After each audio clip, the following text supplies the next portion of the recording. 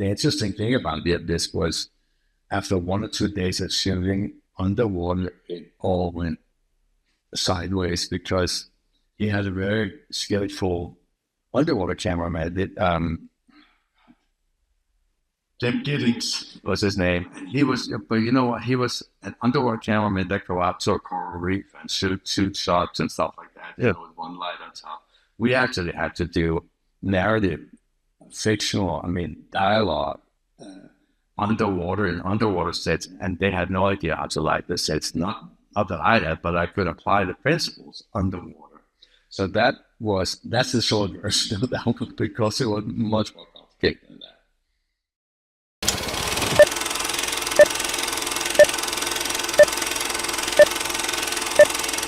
Hello, Mikael. How are you? I'm good. Yourself? I'm not too bad. Thank you very much. Delighted to talk to you. I'm really grateful that you're spending this time with us today just to have a natter. And as I understand it, you've sort of come full circle in your career. That you're back in Denmark where you began now. Is that correct? That is very correct. Yes, it is. Can I start sort of fairly recently, because I didn't appreciate you directed something relatively recently that I can find no record of, and I just wonder if you can tell me a little bit about what Instrument of Hope is, and what that is. And that was actually that's a pro bono job I did to support the victims and of that tragic shooting in Florida. And, okay. And what it started really with, some people got together after that and took a lot of what do you call them? Used ammunition, and took the brass, and they actually made a real trumpet out of it. And so we got some of the 40 best, I think it was 40 or 50 best trumpet players in the United States together for 2 sessions, and recording sessions at Capitol Records in Hollywood, and also one in New York. And they would come. It was a dear friend of mine, Ken Schonberg, who was a composer who put it all together, and I directed that thing.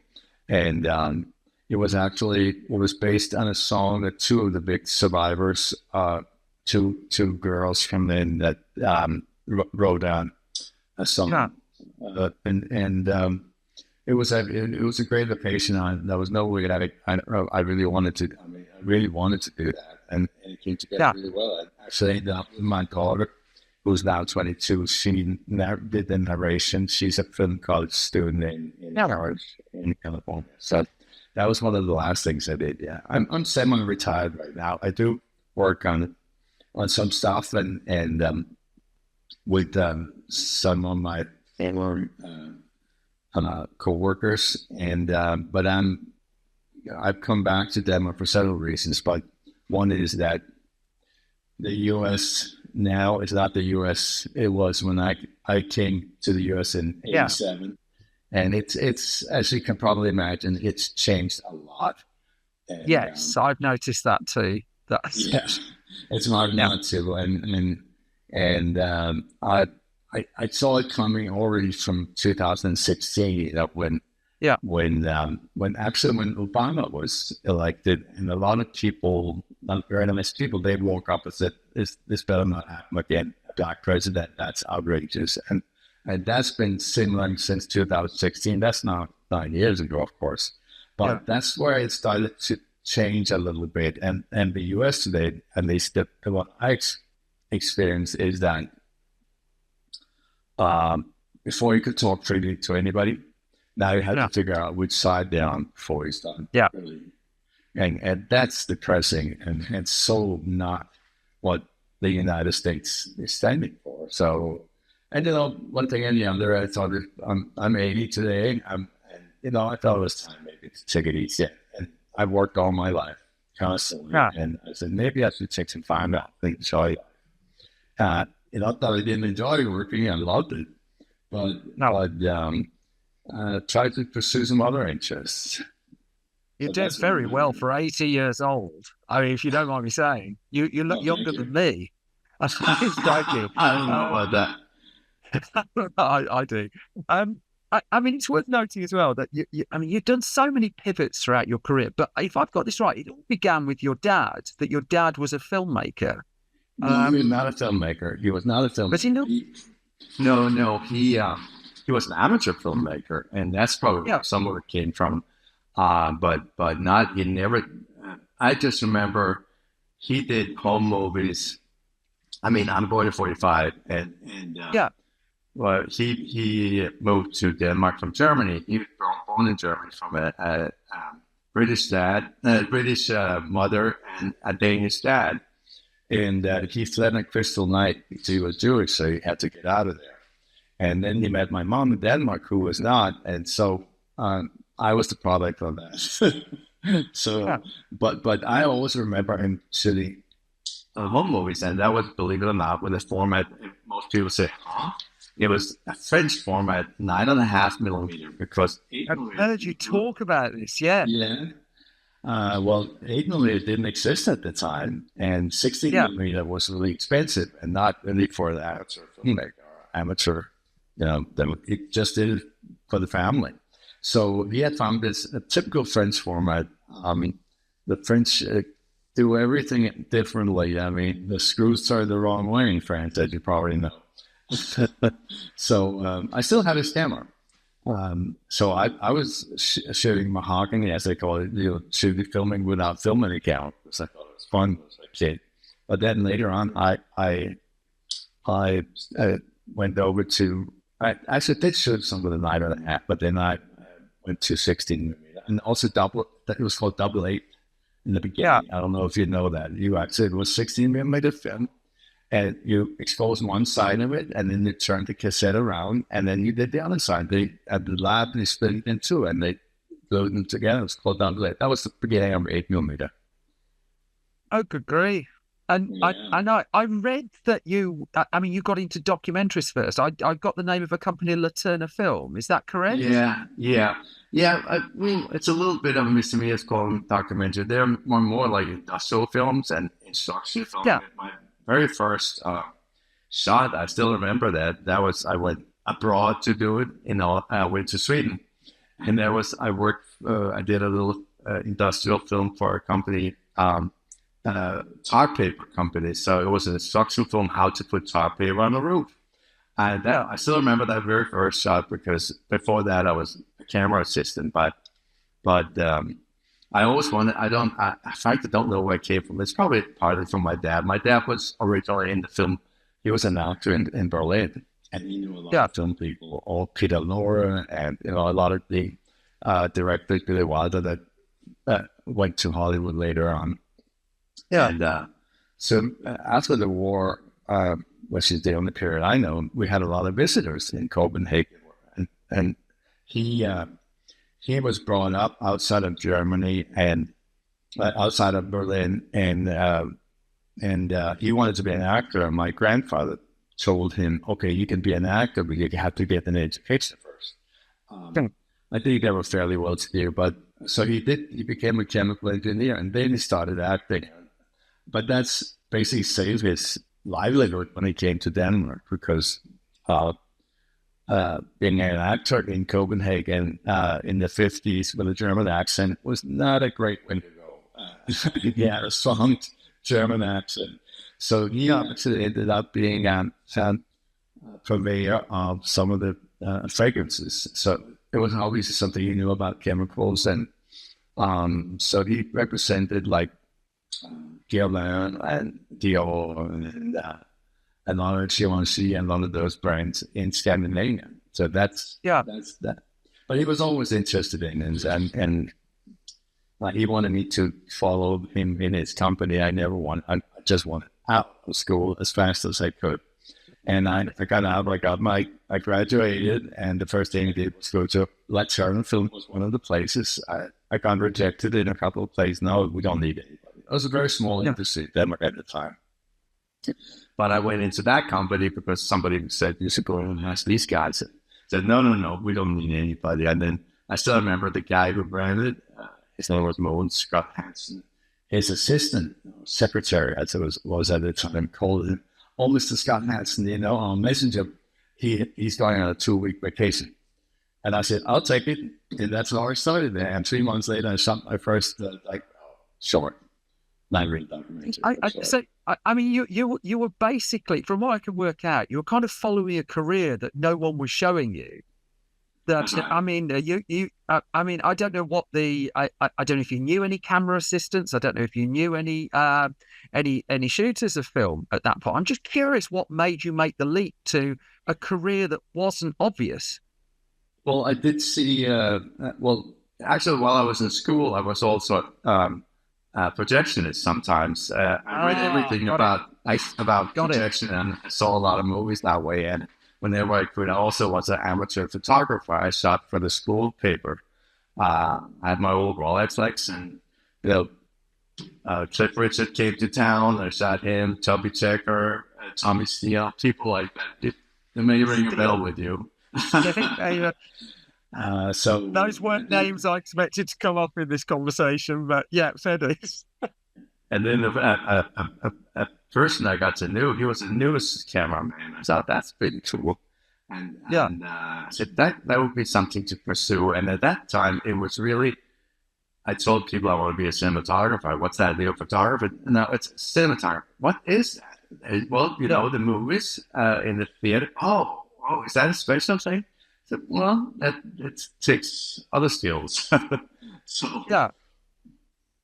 I mean, I've read a few interviews with you ahead of talking to you today, and the work, and you tend to gloss over the work that you're doing in Denmark. And I read this list of credits, half of which I can't pronounce, so I'll make a complete hodgepodge of.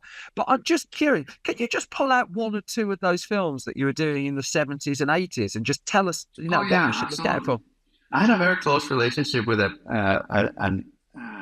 director, was also a great friend of mine. His name was Anders Refn. His son is actually Nicholas Winding Refn, No. Yeah. Believe it or not, a young, as we called him, I changed his diapers on several occasions because when we were on location, the baby was there too. And so we were like a family shooting. I shot a movie for him called Story Means Cover. Yeah. And I think that was the first movie shot in Bangladesh in Denmark. And I think I agreed to, and I said, and they said, well, we can't afford to get that whole package. You have to just pick 2 lenses. So I shot that with 2 lenses. I had to pick 2 focal lengths and a camera, but that was scopeless, anamorphic. And that hadn't really been done before. And I did another one for Anders called The Flying Devils, and both he and the composer and myself, we won the Danish Academy Award for it. So I'm still taken with the fact that you changed Nicholas Winding Refn's diapers. That's again, we've gone from Tommy Steele to that. There's also a Peter Refn as well. Is he related? Who? Sorry. Peter Refn. Peter Refn, yeah, very much. He directed one movie which I also shot. He passed away, unfortunately, very young, but he did. He actually became the proprietor of the Grand Theater which is a cinema in Copenhagen. And sadly, he's Anders' brother, Peter, and I did a show for him called Violets of Bloom, which is really wonderful. But I mean, we lost him way too early to cancer. I'm sorry. Yeah, that was. I'm sorry. Very, very sad. But this is still working. It's a trilogy about the occupation during World War II in Denmark. The occupation of Denmark during World War II. It's called the infamous years. I think it's called something like that. It's called the Forbanded means something like that. Yeah. And Peter Refn's film was Violets Are Blue, just so I get that clear. Yeah. And then, I mean, one of the reasons I wanted to talk to you as well is your stories. Like, it's really hard to follow.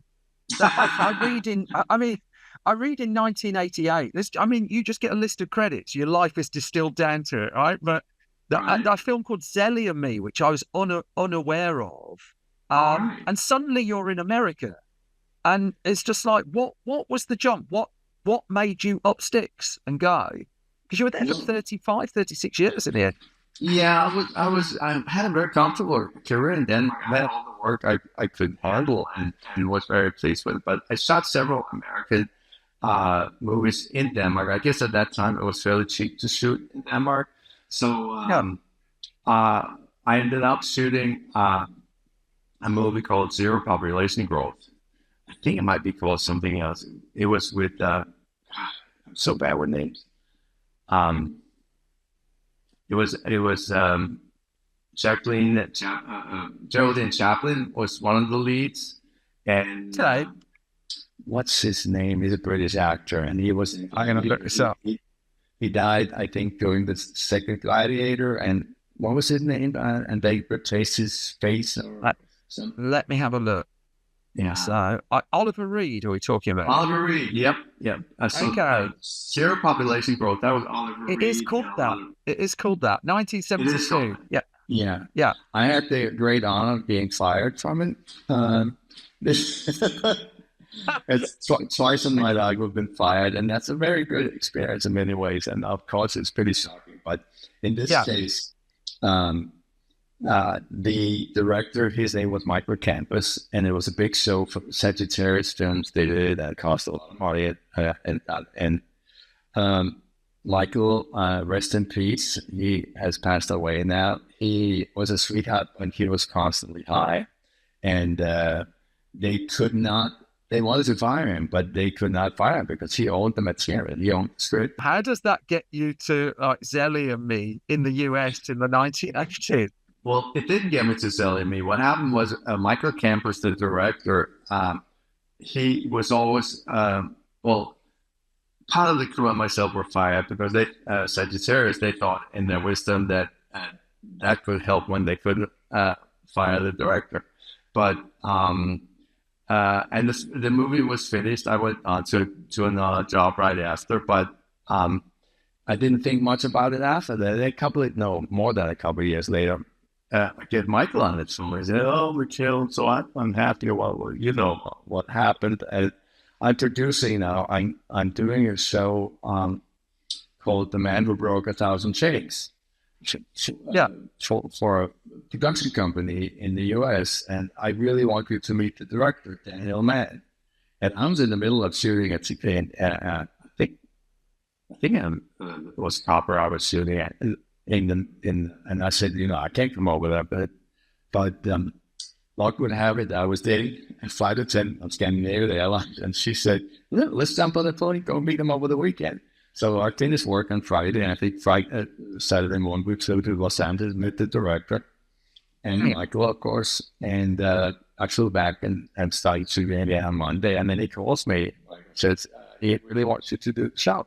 So that became my entry into the U.S. I'd shot there before, but only on a Swedish movie, and I think something about Danish movie as well. But that was.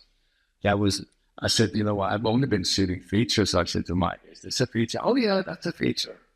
And then into the shoot, I said, but this company, are you sure it's a feature? It's called Main Box Office. And of course, it was HBO. Yeah. So that was a bit of a surprise, but I ended up winning the ACE, I think it was called at the time. There was a forerunner for the Emmy. An ACE award for cinematography, and that led me to an agent. He came to the set and said, "I'm hearing great things about what you're doing. Can I represent you?" And I said, "What do you mean?" "Yeah, well, can I be your agent?" There was no agents in Scandinavia at the time. That was very unusual. Then sure you can. And then he actually, then I went to Yugoslavia from a man who broke down the chance. They did something called Stealing Heaven. With comment, Upside Downer, was it? Steve, that's Denham Elliott, wasn't it? Stealing Heaven, was it? Denham Yeah.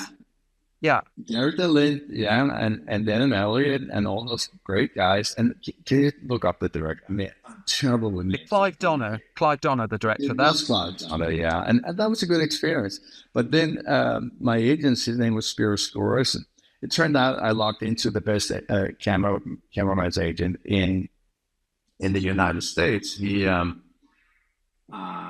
represented Alan Davio and Bob Richardson and Haskell Wexa, great people. And so he got me this show, the little show, Zelly and Me. It was in Virginia. And, Yeah. I applied my lighting style the way I had figured out.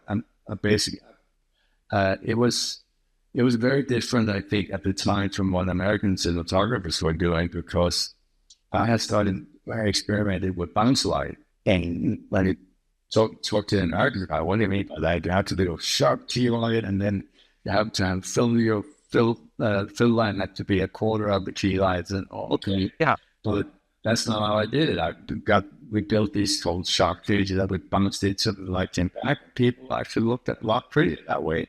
And I think that was actually how I got the Abyss, because Jim Cameron saw that little movie and said, "Who's this guy? We got it."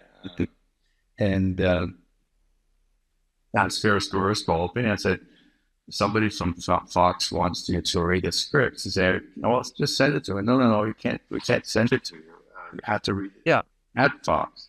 Okay, so I went to Fox and read it, and I remember thinking when I read The Abyss that how is that going to be done? That's almost impossible. I had no underwater experience whatsoever. Yeah. And they say, "Okay, have you read it?" "Yeah." Go meet the director. He's in the office next to us. So Jim and I had a conversation for a couple of hours, and I left. And then Spiros called me back and said, "Look, he wants you to do it." I said, "What?" I said, "Why?" But it turned. I asked him later on, how come he hired me? He said, "Well, first of all, I didn't think you were going to have to be on the water, and secondly, I really liked your lighting style." So that was hats off to you for seeing that. But yeah, the interesting thing about this was, after 1 or 2 days of shooting underwater, it all went sideways, because he had a very skillful underwater cameraman. Jim Giddings was his name. He was, but you know what? He was an underwater cameraman that go out to a coral reef and shoot shots and stuff like that. Yeah. With one light on top. We actually had to do narrative, fictional, dialogue, underwater in underwater sets, and they had no idea how to light the sets. Not that I had, but I could apply the principles underwater. So that's the short version of that one, because it was much more complicated than that. I hear stories. You've told stories of shooting The Abyss, which, it just sounds exhausting, for one, that every time you have to move a light, you have to physically swim there. That's to right. do it. Yeah. If you want to communicate, you have to write on a slate. And put it in front. Are there stories of the shooting of The Abyss, which sounds, let's just go with intense, that haven't really come to light yet? Are there little things in the nooks and crannies that aren't well known? There's a gorilla face there. Well, I just happened to look at YouTube. I was, and The Abyss came on Disney Channel here and said, "Oh, that's interesting." So I Googled it, and up came a YouTube video called Abyss Shit Show. So I said, I got to see that one. And actually, it's pretty good, because it showed a lot of the problems we had. So if you get a chance to Google that one, I think the title may be Shit Show. There's a lot of videos out there on YouTube around it, you know how it is, people commenting. I remember taking the time to really go through that. But that one, the title caught my attention. It's fascinating. You got presumably the most physically taxing job of your life off the back of a 2-3 hour conversation with someone. And then I'd heard you. I watched one of your Q&As that you did, and you're talking about, and I've heard Roger Deakins talk about this. talking about having to get camera equipment specifically designed for the shoot that you're doing, that you're having to talk to the camera suppliers, the hardware manufacturers. Does that happen much throughout your career? Was that specific to The Abyss, or were there times where you're having to modify the equipment for what you're looking to shoot? Well, it wasn't. I mean, there were certain shows that called for that. I'd say actually The Abyss was one of it because um, Jim wanted to shoot 235, the anamorphic format. Yes. And I told him, Jim, it's never going to happen. And why is that? Because, see, in anamorphic lenses, they have to be stopped down to like 4 to get a decent resolution. Otherwise, it's all going to be a blur. And we cannot achieve stock 4 underwater because we simply don't have lights for that. And even if we had the lights, it would be impractical because then we have to be so huge. And we tried, by the way, to, point 10K down through the water, but 90% of the lights can be bounced off the surface. So we knew we had to be underwater with the lights. And several lighting units were developed. So it's, again, Pete Romano, he had an underwater, he's an underwater cameraman. It was really good. Yeah. If you look him up, just trying to see what this is selling him.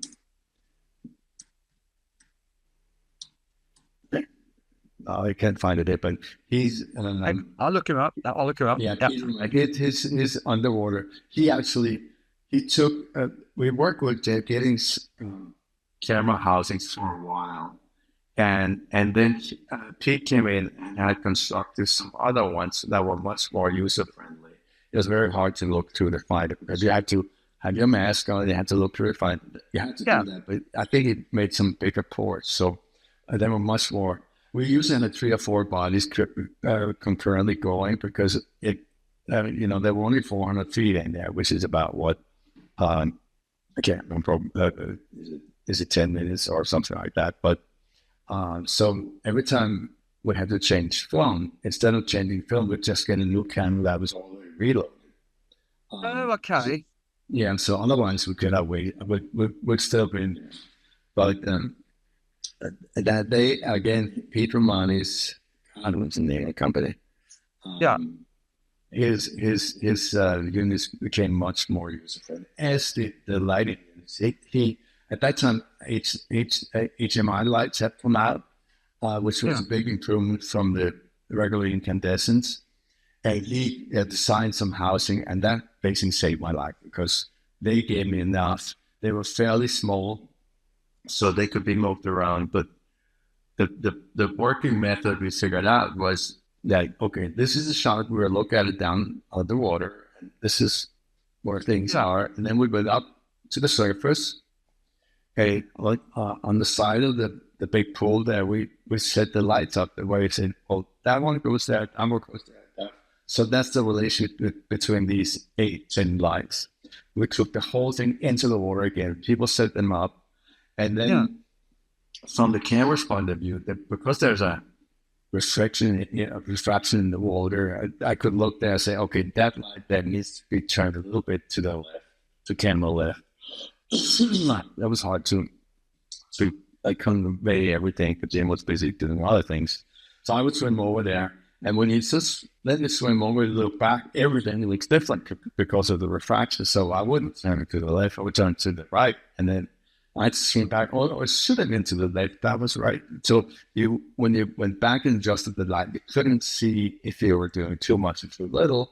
So you always had to go back, take a look, okay, that works. And that was one of the problems. And then another problem was that, I don't know if you remember, in the machinery room, when everything goes wrong, the water comes pouring in, and then it fills up, and now they're caught in there. They come up to the window.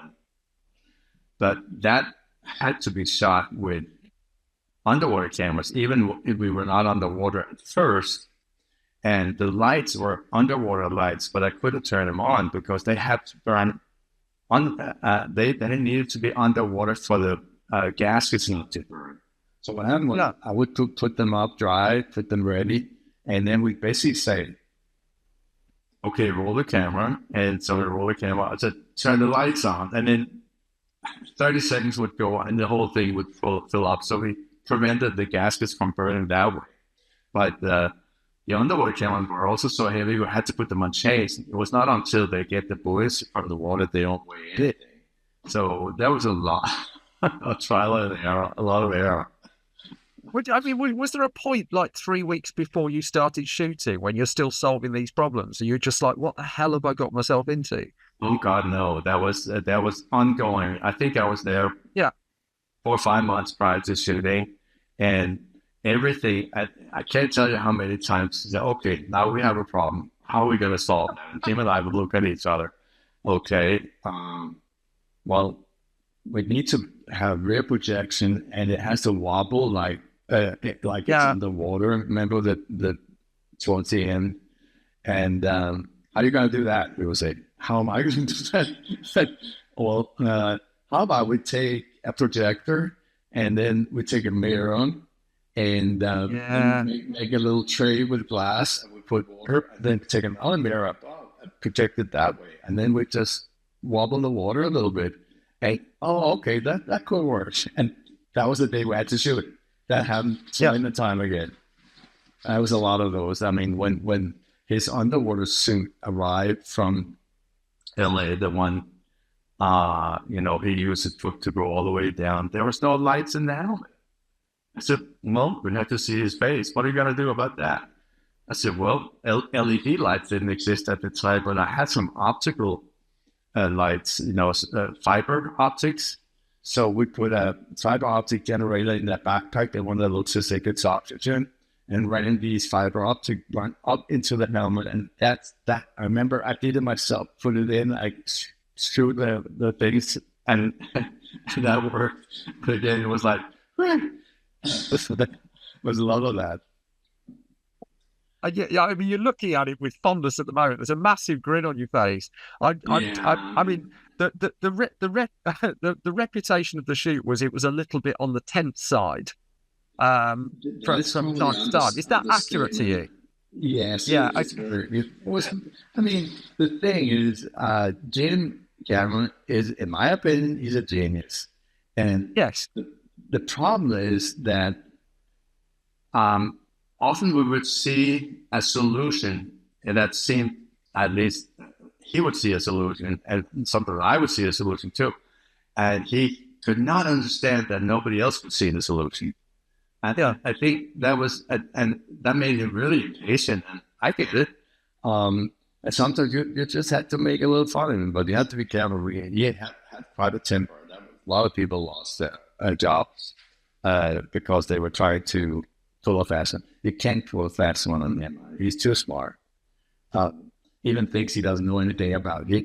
He did admit to me that I didn't know. He said, I didn't know much about diving when we were doing the Abyss, and I really appreciate that you completely invented diving underwater, but now I know a lot more. But he also said the Abyss was a much harder show to do than Titanic, for instance. Well, the pathfinding on the Abyss sounds absolutely insane to me. I presume it's the first time you'd shot something as well, where you had moments where you knew you weren't going to see the final shot until it gone through an effects process. I don't think that had happened. I mean, it's funny you're saying that, because one thing I've done, which I credit my education in Denmark with, is that we couldn't afford anything in Denmark, so we had to invent a lot of stuff and do it in camera. And that's something that worked for me later on Backdraft also, where ILM, I think they were scheduled to do 200 shots. They ended up doing 20, because a lot of it we did in camera, which was something I was very used to. I work also with Derek Meddings from the miniatures genius. Yeah. I worked with him on Zero Population Growth, and then we worked later on. I got him to work on Far and Away with me and Howard. And because I love being able to do that, I did it on a couple of Danish shows also where I use miniatures. I mirrored them in the old Shupton process, where you get a mirror and you scrape off the mirror you don't need. And I had good I did quite a bit of that on Like an example is, I don't know too right about because I've told people about that before. When we're looking down at the cupola just before Michael Bean's character, but it implodes and he gets killed, and it cracks. Remember, there's a crack. Yeah, yeah, yeah, Um, yeah.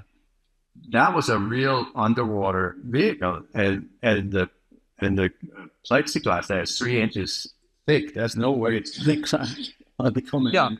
So what I suggested to him was that we put a black a bar like you use for the lights, and then we put foil, aluminium foil on it, and a very strong light, and then we block the light. And the minute it's supposed to crack, I took the light away, and boom, and there it is. And the sound, of course, helps it a lot. But that's actually a reflection of a piece of kitchen aluminum foil you're seeing there. love that. And that's kind of what you could do, and that's what I had learned also from working in Denmark. Yeah. There's I mean, you also were credited with Always for Steven Spielberg the same year, and I was reading a book called Steven Spielberg, All the Films. So I think it's by to name check Anna Deviard, and there's a line in there about Always was the first time that Spielberg worked with Mikael Salomon. It describes you as the young upstart who came highly recommended by James Cameron. Spielberg, it says, was intrigued by the suggestion, so he invited you over to his place and watched The Abyss with him, and 20 minutes into The Abyss, he hired you for Always. Is that roughly your recollection? Yeah, except I didn't know he hired me 21. Maybe he made a decision 20 minutes, but I remember leaving there go, wonder how that went. So, but then I heard then he wanted me to do this, so that was great. And we did a lot of 8-camera effects on that, which was really interesting. Tell me. Well, one is that Steven was not happy with the blue screen on the blue screen work on the previous Raiders he did. Yeah, and he said to me, for all these fine shots and Richard Dreyfuss and Goodman, John Goodman also, what are you going to do? I said, get to the blue screen. I said, I agree. Blue screen is not my favorite thing to do, but I said, now the film is faster than ever been before. I think at that point when I did that, it was 120 ASA or something like that. Before, we worked with East McCall, it was 50 ASA. There was then we actually did a very expensive test, and the CSA did better work. Where I set up 3 distribution projectors. Two of them, how was it? But then I had two plates, they're called plates when you project behind. Yeah. So there was a rear projection screen behind him with a projector from behind. Then I put a screen next to the camera, but you had this canopy. And we had another plate on that one, so that could reflect in the canopy, also with, a plate where it's shot of stuffed burnie. And then I took the one on the back, a print of that one, and took it from the front and hit the actor's face with it out of focus. I didn't focus it on their face, but just so again. So every time there was an explosion in the background plate, it hit their faces at the same time. So that made it really integrate the background with the foreground, which had always been the problem that it looked like they were disconnected from that background we're looking at. And he was very happy with it. Plus, then you did it with Bungie, and one of the problems with that was that when you shoot a background plate, you actually can't see it in the camera what's going on because the shutter is synchronized with the rear projector. So in order to see that, I had to keep one eye open and operate with the other. I kind of trying to feel where it was going, and that was interesting too. And you will run into some things that also on the Abyss remember when the crane hits the floor in front of the molecule there. that shot is actually a 65 millimeter shot of a model hitting it. Okay. So we projected that back there. And so the day we were supposed to shoot it, we get that plate back from the lab and we put it in, and it's completely green. And Jim looks at me, well, that sucks. And I say, yeah, it sure does. What are you going to do? We need to order new print. He said, we all time we have to shoot. What are you going to do? There was always that, what are you going to do? Well, so I had to swallow hard, and then I put green filters on all the lights. And we shot it like that, and he looked at me like I was crazy, and I felt crazy. I have to say, I was just praying that the lab could pull out the green of the finished result, because that was actually a product of the background and the foreground. But if I had lit the foreground with normal light at 200 Kelvin degrees, and the background was green, they'd never been able to pull the green out of the background. So I said, okay, let's make the whole thing green and pull the green out after. It worked. But that was... I mean, I love stories of rear projection as well, to be honest. I really miss rear projection. There was a lovely film a few years ago here, Film Stars Don't Die in Liverpool, which I think had the biggest rear projection that had ever been seen on screen. And it's just like the kind of effect that you just can't match. I really love stuff like that. There was a period, I remember, with Samuelson, where we were all trying to do front projections. Do you remember that? Tell more. Well, it had Scotch light, the same thing they use for the traffic signs, the one where the light comes back directly as when you're hitting them with your headlights, you just get it back to you. I think everybody knows that. And that material, that was one of the Sanderson brothers that told me you should try to do that. So we had a huge screen with Scotch light, and the thing was, you project through a 45-degree mirror, and then you shoot through the same thing. So obviously, when you project it onto the actors, there's very little light hitting them from the projection. Yeah. It's not visible, and you're lighting them separately, so that wipes out that light. But the background is bright. The only thing, you had to shoot exactly the same, otherwise there's a shadow. So the actors actually hiding their own shadow. I know it sounds completely archaic now that everything is so easy that way with the CG. And I presume working with Spielberg, he then puts you on Arachnophobia with Frank Marshall. I presume it's the acting link there. Yeah. I mean, after you've been dealing with James Cameron underwater and Steven Spielberg in the air, how was Spiders with Frank Marshall? Frank is a delightful person. Yeah. He's such a wonderful guy. This was his first directing, so we all felt responsible to do our best job. But that was actually not. That was just before CG, actually. So we did these. There's one little puppet spider, but all of the other spiders are all real spiders. And then it became a problem. How do you direct them? And these entomologists that were with us, they said, well, you can do this and you can do that. So we had some fine lines there that you couldn't see on camera. And then we also had something, what's it called, the polish you use for furniture. You could spray that wasn't visible on camera, but we knew that the spiders hated it, so they would always avoid it. So we knew where they were going to go. And we also knew if we had a little black thing in the background, they would head towards that because they like darkness. So, trial and error. That was interesting. I will say that. But that had a lot of other challenges that show, which was I really enjoyed. We shot in the Amazon, in Venezuela. Yeah, the prologue bit. Yeah. Yeah, and then we matched that set more or less in the studio at Sony. And built this huge set. It's in anyway, the production side did an amazing job. He even put a waterfall in there, and I got them to put in a whole drip thing. So we had water dripping constantly. So that would catch have some xenon spots that looks like sun. So I've always been very proud of that. That people said, "Oh, we couldn't see it was shot in studio," Yeah.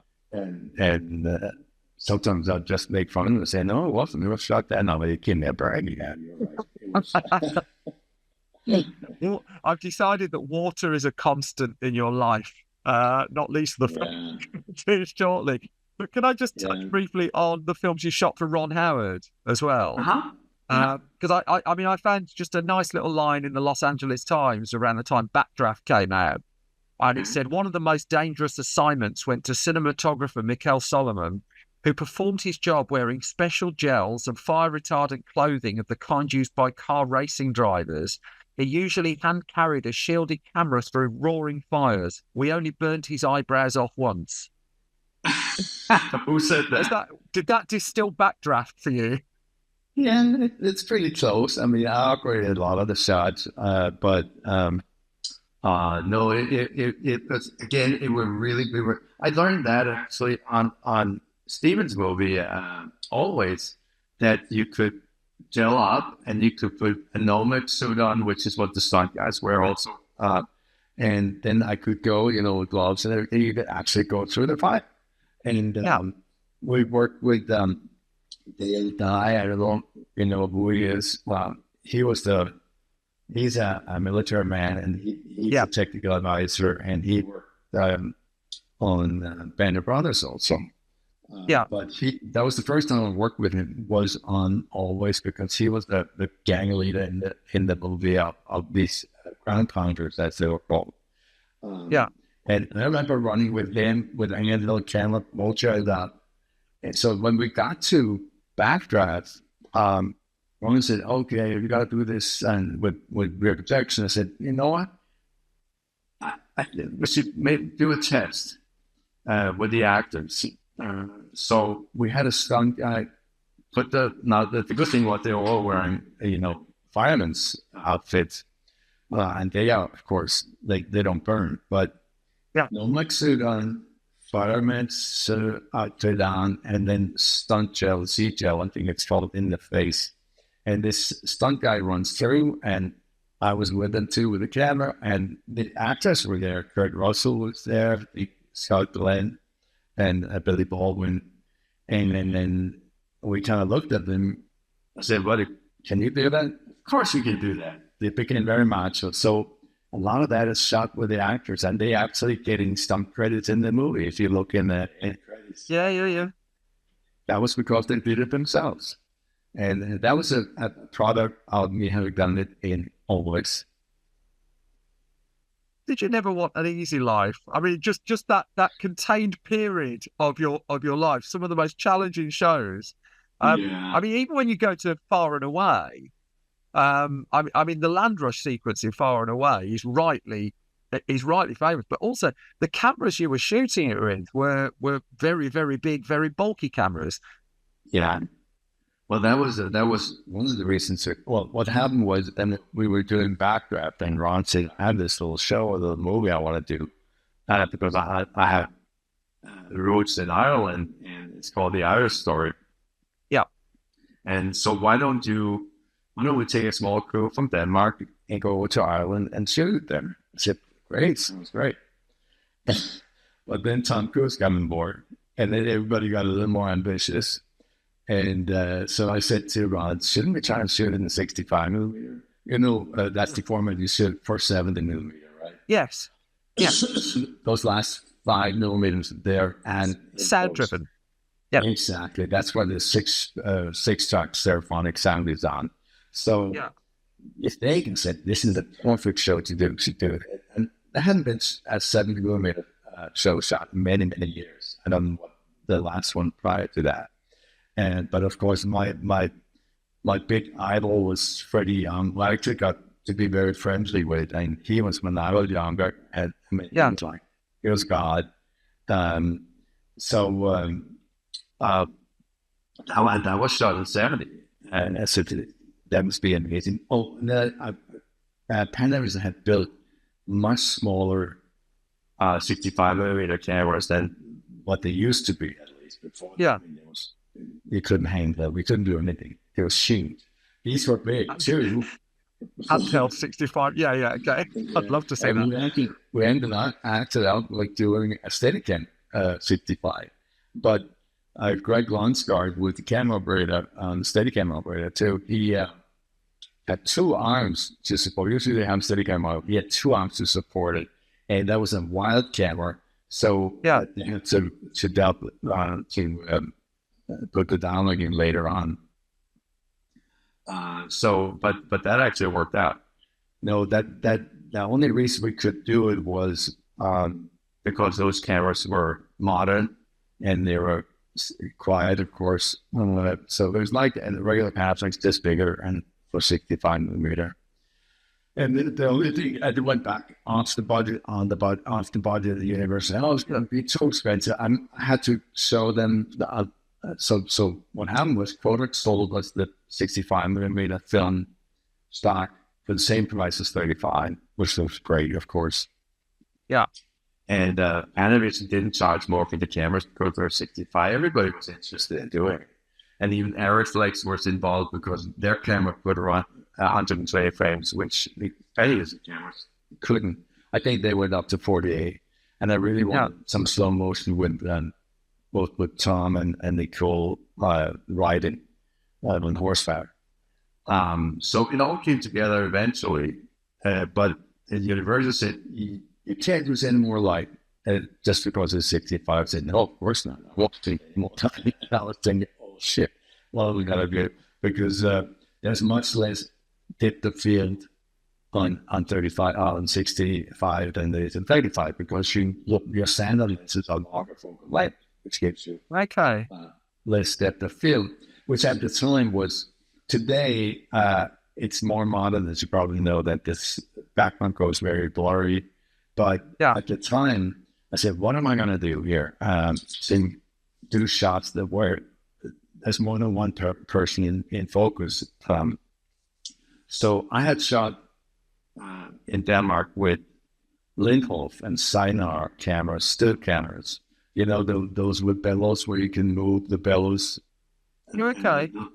The lens in front, you can move that, and that can adjust for falling light. So I went to Paris and said, I know this has never been done in film cameras before. Is it possible to mount the lens on it so you can swing it from side to side, up and down? And again, they looked at me. Yeah, that would be fantastic here. I said, okay, we'll do it for you. Inside, we'll see if it works. And it really worked. And then I can send you some screen grabs where you can see. I mean, the thing is, normally the focal plane is perpendicular to the camera, right? Okay. With that, you can make it like this. So it was like that to the camera. In other words, I could have Tom in the background and on the right-hand side, Nicole in the foreground, both in focus. But there's two things. Before that, you use something called split diopters, where you could put a lens over half the frame. But then there was always a dividing line. You had to hide it, or put it into something dark. You couldn't cross it. In this case here, you could actually, someone could walk from back all the way up, and the camera system just stood like that, and they were all in focus. And we use that for a lot of shots. I can send you some flame grabs if you want to see them, because I'd love to see. I mean, the frustration I had with Far and Away came to the UK. You said that like no one had shot in 70mm for a long time. I think there are only two places in the entire country here who could actually show it the way you shot it. It's just like the exhibition equipment had all been mothballed, and it was quite hard to find cinemas that would show it. Yeah. Less of a problem there. There's less of a problem. It's funny because there's been a couple of renaissances here, but also in Denmark where they brought the 70 print in, both to Far and Away and for the Abyss was blown up to 70, but that was never shot. Speaking of alterations to the camera, when Jen realized that we couldn't shoot anamorphic underwater, he said, what are you going to do on this format? I said, well, I actually shot a film in, where was it? That was in Denmark, actually, in Techniscope. Techniscope, I don't know if you know that format. It's a 2 per pull down, and because it's narrow like that, it gives you that 2 to 3, 5 to 1 ratio. But Yeah. it's also gets a little grainy because you're only using half the frame. So we actually made, and this was them on camera in Hollywood. They made a straight pull down, and using the soundtrack area too. That way we can achieve the same format with using more film.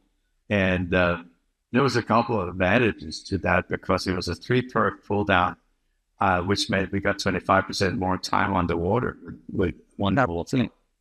And it worked out really well, indicating the format. And I could use spherical lenses instead of anamorphic lenses. That spherical lenses, it could almost open up wide open. And that's the way I got exposure.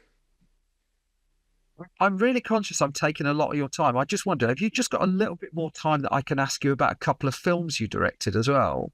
Because I mean, from reading up on you, it looked like you were actively looking to direct, and that you'd seen a script for a far off place a year or two before it would come back to you.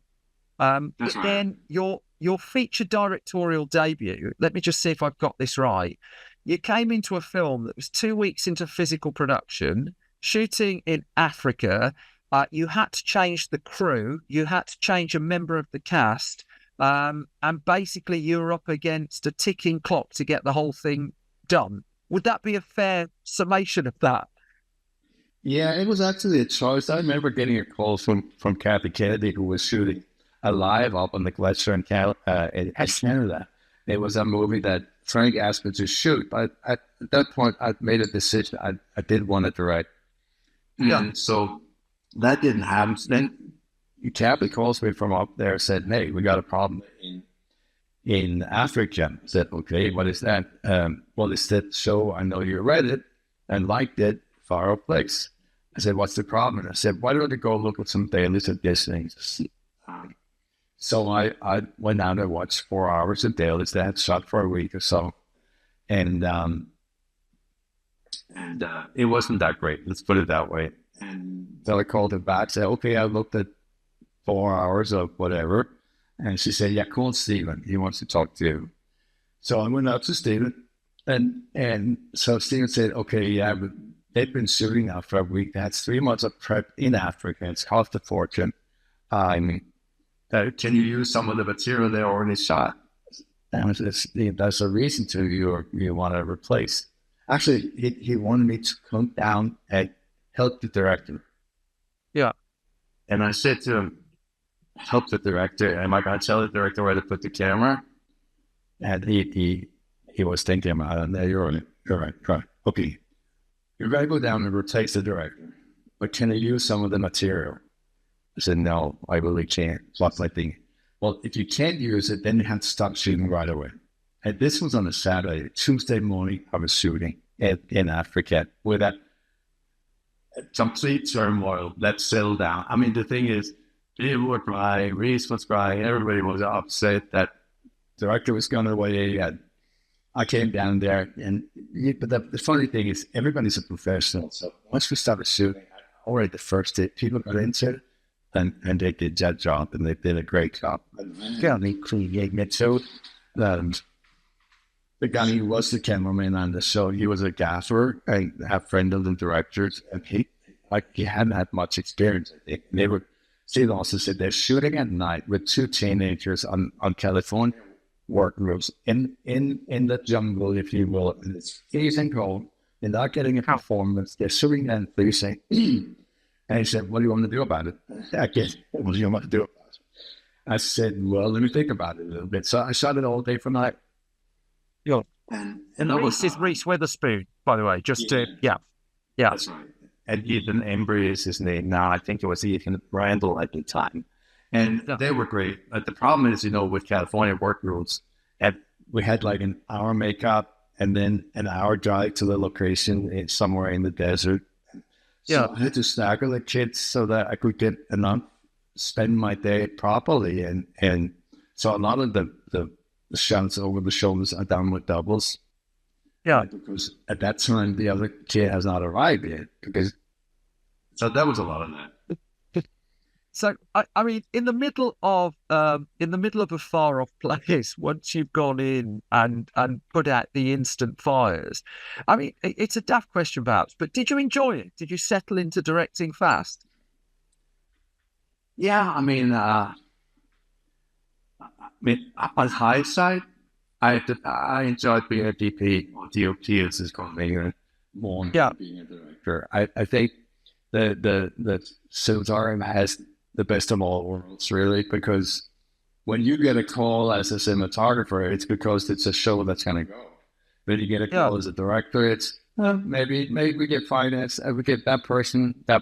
Yeah. That doesn't happen. When they hire the cinematographer, it's a go show, as opposed to being a production designer. They often get the same treatment as the director. It's, yeah, well, they do a lot of work and then it doesn't go. Um, It's interesting. yeah, I think being a cinematographer process also, the one thing I miss is lighting. I thought I really enjoyed lighting. I think that's such an amazing thing to study light and do lighting. And that I won't say I didn't enjoy directing, but there's so many things connected to directing that really doesn't have much. It doesn't have much to do with the actual movie. It's a lot of distractions, and that's kind of the job, I guess. Were you tempted to go back to being DOP primarily once you directed one? Well, a lot of those guys came up to me, Bill Moore's friends, now, or even Connie Hall, they come, oh, I want to direct too. I said, what am I going to do? Is I said, you're going to turn down all those juicy DP jobs. Yeah. Oh, yeah, I guess so. You were developing Zorro for ages, weren't you? That's The other right. Sean That's Connery version of That's Zorro. right. Yeah. So I mean, presumably that's kind of peak frustration there when you've had so many interesting things that have gone very fast. And you've sunk your heart and soul into something that didn't go. Well, I kept alive by directing commercials. But, I had Branko Lustig as my producer. And Stephen liked A Far Off Place a lot, so he said, you should do Zorro. And I came down to see him on the set of Schindler's List, by the way, and we talked about it there. And this is all great. Okay, Branko, who's producing Schindler's List, he's got to be your producer. He wants to work with you on that. I said, great, that's fantastic. So we go back to LA, and I have a career as a cinematographer, as a commercial director also. So thank God for that. But we would put a lot of research into it, and we would I don't know if it's on the sort before, but yeah. But we put a budget together. We go up to TriStar, Columbia, and I said like, okay, $45 million. That's what it takes. And they said, no, that's way too much money. No. Okay, so we go back. We really did a fine job and thorough job of trying to figure out what it really should cost. Yeah, couldn't get it down. And we came down up there with Stephen, I think, a second time. I can't remember the chronology of it, but they said, no, we got to do it for $35 million. That's it. And this went up for like 2 years, I think. And then I said to Stephen, can I be excused because I need to pursue some other stuff that this is not going anywhere. So then they got, again, very famous Mexican director. They asked him to do it.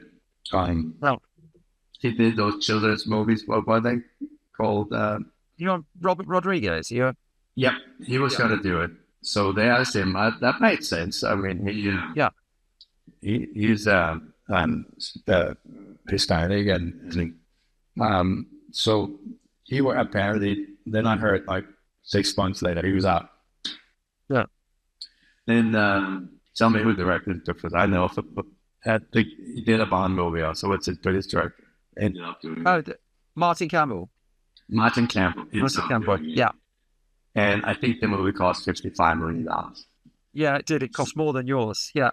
Yeah. And then I said, okay, and here's a note to self. Lie. Yeah. And that was my first. See, that doesn't happen when you're a cinematographer. You don't have to worry about things like that. I understand. So that makes it a little bittersweet. But But Mark Cannon did a fine job. It's not that, but it did cost that much. And I should have said, yes, I could do it with 35 million, get it, but I kind of over. But Well, then if we can just touch on one more project then, because I remember Hard Rain when it was called The Flood. I think that was the original title, and I remember following its development and the delays. And I watched it again over the weekend. I hadn't watched it since it came out. I've just decided you're a masochist.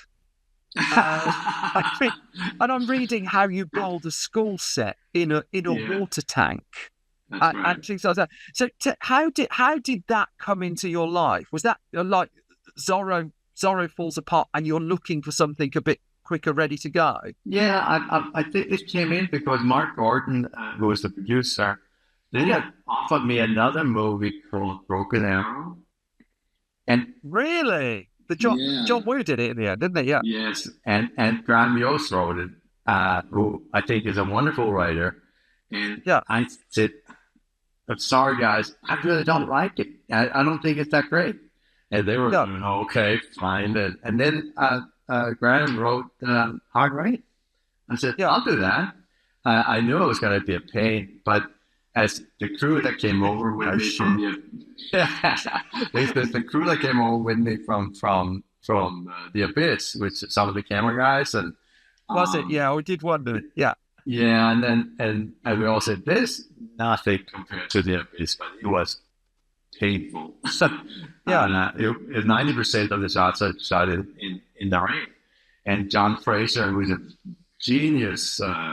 Special effects, not visual effects, special effects guy. And he not only built this cool, I mean, it was so many challenges. It was really interesting that I think it was 200 meters long, crazy. And I had to find a huge space without any pillars or so. And I had heard up in Palmdale, they had finished production of the B-1B bombers. And I got permission to go down. I had to be cleared safety. And went up and said, this is a great place. You can actually park 4 747s in there without any.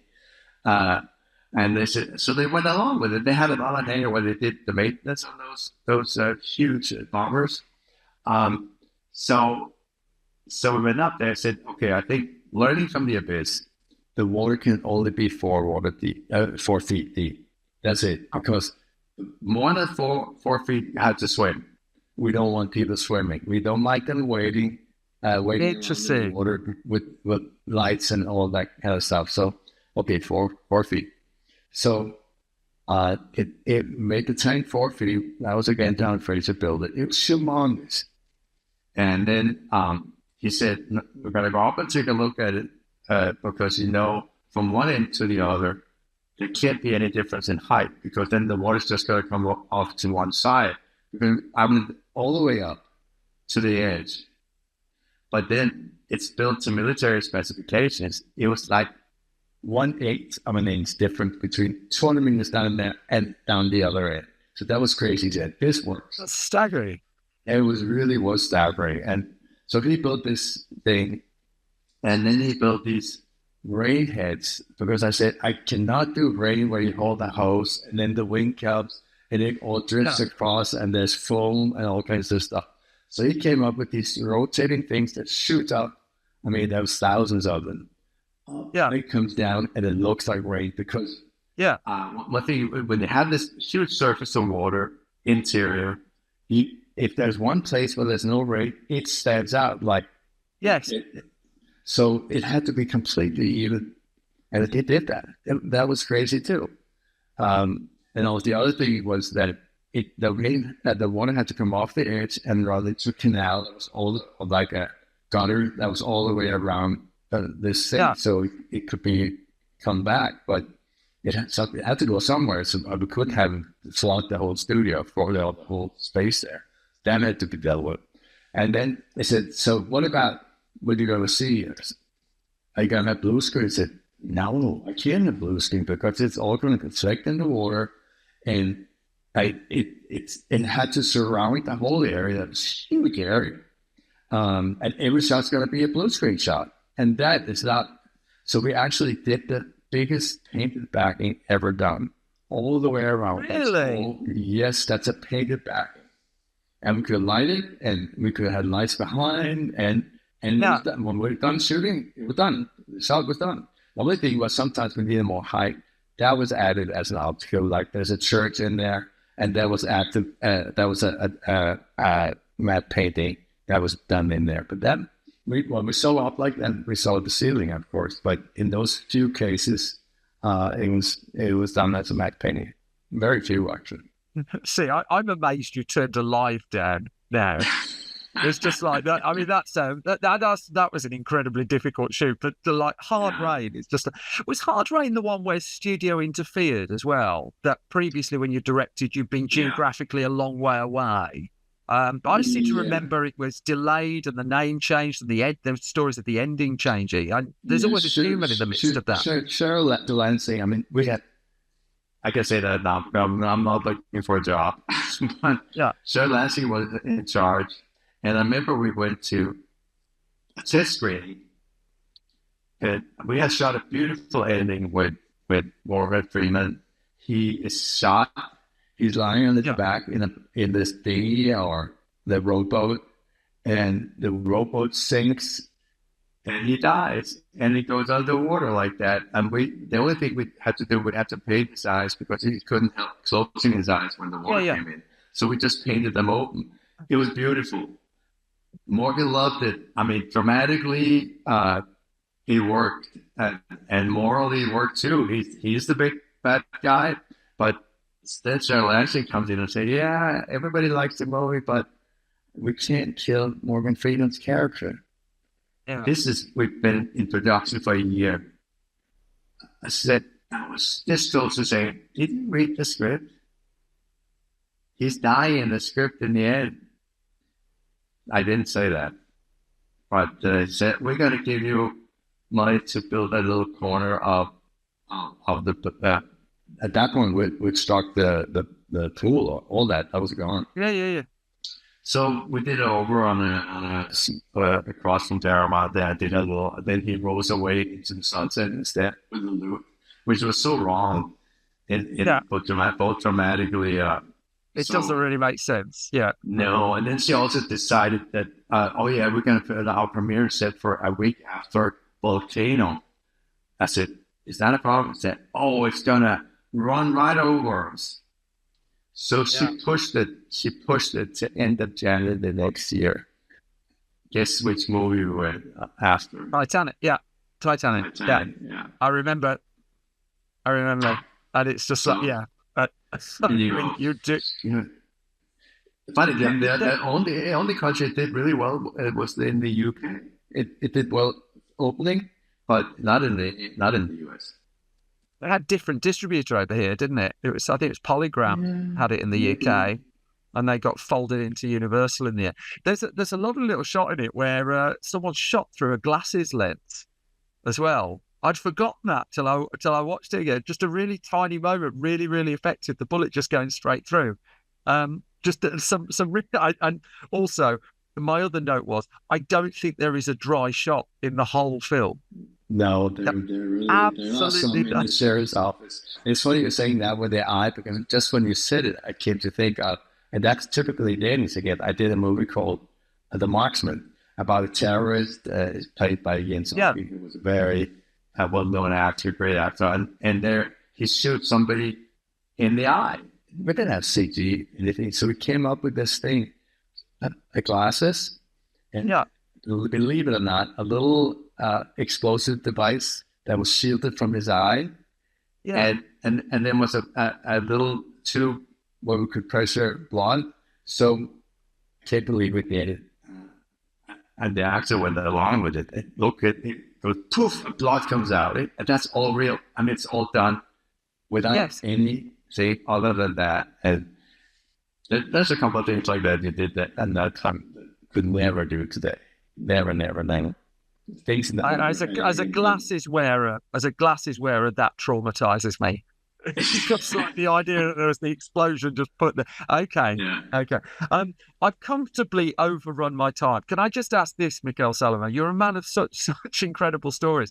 Are you writing a memoir? Are you putting your stories down on page at some point? I'm not actually. There's a journalist here who started to collect material, and he said he's going to do it. But one problem I have the worst memory. I really do. See, I don't know. You're doing quite well here, I think. well, and the worst part is names. I can't tell you how often I meet people that said, "Hey, Mikael, how's it going? Great. How are you doing, buddy?" You can't remember the names, and then sometimes it's my wife, and then I hope that person can introduce himself to her Yeah. to reveal the name. But I will say there's some anecdotes when I meet some of my old crew or whoever people I work with say, "You remember when so and so and so and so?" No, I don't. I really don't. And I would read a book of your life story and your work in an instant. And if ever you need help with something like that, just give us a call.